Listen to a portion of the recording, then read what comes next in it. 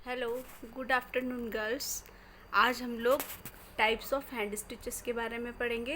Hand stitches मतलब हाथ से बनाए जाने वाले टाँके कितने प्रकार के होते हैं। बेसिकली जो हाथ से बनने वाले टाँके होते हैं वो सिर्फ दो होते हैं। उन्हें दो भागों में विभाजित किया गया है। एक होता है टेम्परेरी और एक होते हैं परमानेंट। टेम्परेरी टाँके वो होते हैं जिनको हम यूज़ हो जाने के बाद या काम हो जाने के बाद में हटा देते हैं, ये कपड़े में रहते नहीं हैं उपयोग के बाद। और परमानेंट वो होते हैं जिनको हम कपड़े में लगे रहने देते हैं। टेम्परेरी स्टिचेस का हम लोग को यूज़ करना होता है कपड़ा जमाने के लिए, या कपड़े में कभी कभी हमें जब परमानेंट कोई टाँका या स्टिच करनी है, कोई काम करना है, तो उस कपड़े को सेट करने के लिए हम टेम्परेरी स्टिचेस का यूज़ करते हैं। फर्स्ट आपकी टेम्परेरी स्टिच में आएगी इवन बास्टिंग। इवन बास्टिंग का मतलब होता है एक समान कच्चा टाँका। बास्टिंग यानी कच्चा टाँका। जब कच्चे टाँके के दोनों तरफ से, मतलब कपड़े के सीधी तरफ और उल्टी तरफ, एक जैसी डिस्टेंस पर और एक समान टाँके की लंबाई ली जाती है तो उन्हें इवन बास्टिंग कहते हैं। Next one is uneven basting.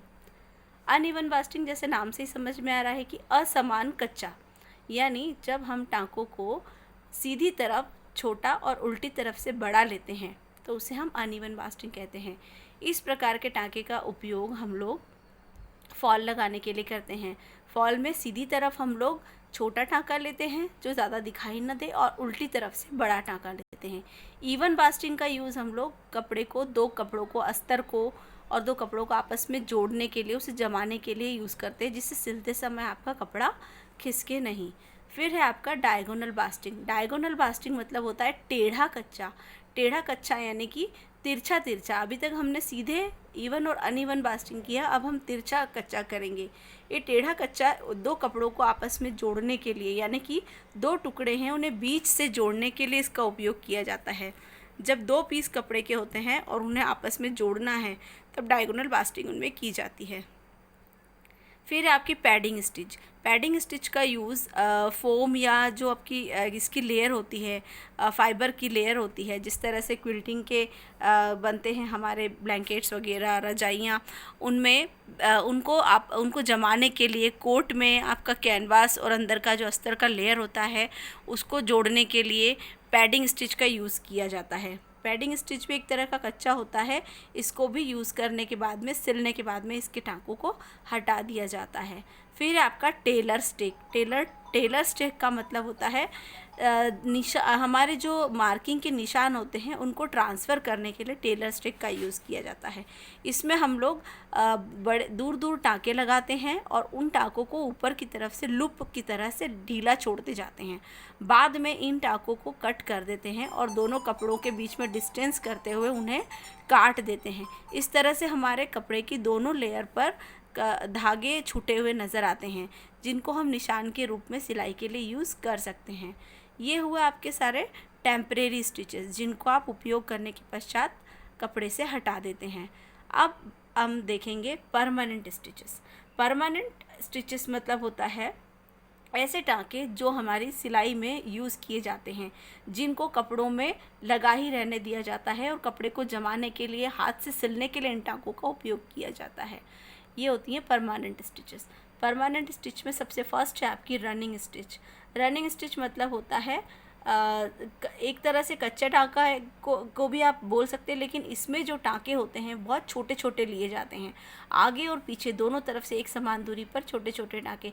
इसका अच्छा एग्जाम्पल हम देखेंगे कांथा वर्क, यानी कि जो हमारी साड़ियों में एम्ब्रॉयडरी होती है, या आप देखेंगे हमारे दुपट्टों में जब दो लेयर को मिलाकर इस तरह से जब वर्क किया जाता है तो उसमें रनिंग स्टिच का यूज़ किया जाता है। फिर है आपका बैक स्टिच। बैक स्टिच यानी कि उल्टा बखिया। उल्टा बखिया हम देखते हैं जब हम उल्टा बखिया बनाते हैं तो हम जो नया टाँका स्टार्ट करते हैं उसे हम अगले टाँके के पीछे की तरफ से शुरू करते हैं। इस तरह से टाँका पक्का हो जाता है, और इसकी सबसे बड़ी विशेषता होती है कि ये टाँका अगर खुल जाए तो एक टाँका खुलने के बाद आगे की सिलाई नहीं खुलती है, वो टाँका वहीं खुल के रुक जाता है और आगे के टाँके खुलने से बच जाते हैं। नेक्स्ट है आपका पीक स्टिच।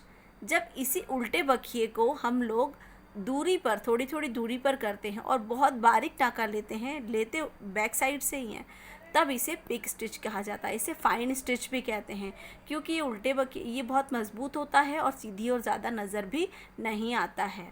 फिर आपका over casting stitch. Over casting stitch जो हम ये होते हैं, गेहूं के बोरे होते हैं, या हम लोग देखते हैं कि इस तरह से जो पिल्लो कवर को हम लोग किनारे से होते हैं, उसको उसी कपड़े को फोल्ड करके उसकी फ्रेइंग को रोकने के लिए, वहाँ से धागों को निकलने से रोकने के लिए तिरछा तिरछा जो टाँका लगा देते हैं। लेकिन ये टाँका मज़बूत होता है, कपड़े को फोल्ड करके लगाया जाता है, इससे किनारे खुलते नहीं हैं और धागे भी नहीं निकलते हैं। फिर आपकी हेमिंग। हेमिंग यानी तुरपाई सबसे ज़्यादा यूज़ होती है। तुरपाई हमारे कपड़ों में ज़्यादातर लेडीज़ गारमेंट्स में तुरपाई का प्रयोग किया जाता है। जेंट्स के भी जो नाजुक कपड़ों के कोसा सिल्क के कुर्ते वगैरह बनते हैं, उनमें हेमिंग का यूज़ किया जाता है। हेमिंग यानी तुरपाई टाँके की एक विशेषता होती है कि ये सीधी ओर बिल्कुल नज़र नहीं आता है। हम लोग इसे वीविंग के जो धागे होते हैं उनके साथ मिलाते हुए 1 या 2 तार सीधी ओर से लिए जाते हैं और पीछे की तरफ कपड़े को फोल्ड करते हुए हम टाँका लगाते हैं और आगे टाँके बढ़ते जाते हैं। इससे पीछे तरफ तिरछी तिरछी लाइनें नज़र आती हैं धागे की, और सीधी ओर से बहुत ही बारीक टाँका नज़र आता है। इसमें बहुत ज़्यादा फिनिशिंग होती है। इसका उपयोग ज़्यादातर महिलाओं के ब्लाउज़ में, कुर्तियों के गले की तुरपाई में, आस्तीन की बॉटम पर और इस तरह से किया जाता है।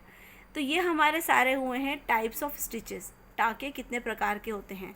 टाँकों को समझने के लिए सबसे पहले इन्हें 2 भागों में बांटा गया है, टेम्परेरी और परमानेंट, यानी स्थायी और अस्थाई। टेम्परेरी मतलब अस्थाई टाँके और परमानेंट मतलब स्थायी टाँके। अस्थाई टाँके जिन्हें उपयोग के पश्चात या थोड़ी हमारा काम होने के बाद हम उन्हें कपड़े से हटा देते हैं। ये कपड़े पर बनने के बाद, पूरा बन जाने के बाद ऊपर कपड़े पर दिखते नहीं हैं, इन्हें रखा नहीं जाता है। और परमानेंट स्टिचेस जो कपड़े को कंस्ट्रक्शन करने में या उन्हें बनाने में इन टाँकों का उपयोग किया जाता है, इन्हें कपड़ों से हटाया नहीं जाता है। ये हुए आपके परमानेंट स्टिचेस। Thank you.